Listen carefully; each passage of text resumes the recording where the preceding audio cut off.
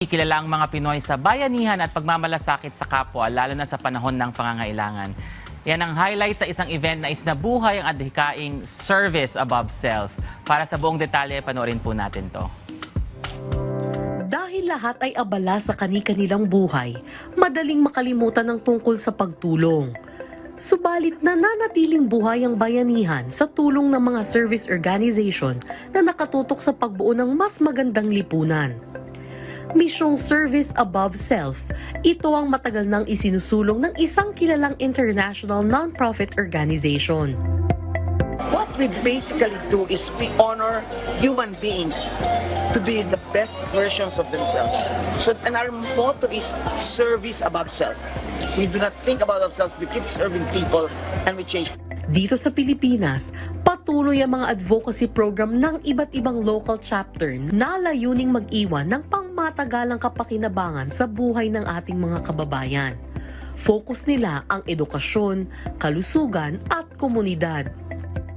What I ask my presidents to do is to choose projects not because they want it. Ini-encourage namin lahat ng presidente to continue the work of the previous one.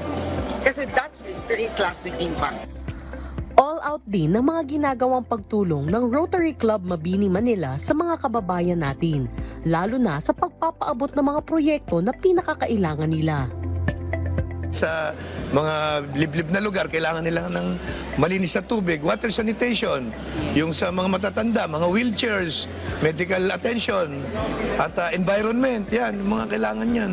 Tutuparin natin yung pinangako natin na 7 areas of focus, tutulong tayo sa lahat ng nangangailangan at itutuloy-tuloy natin yung magandang programa.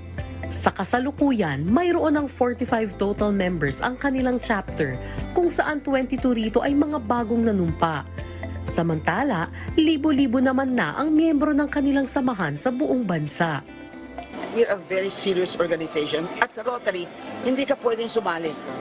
Kailangan imbitado ka. Kailangan you're a very respectable person, you have high principles. Yun ang Rotary.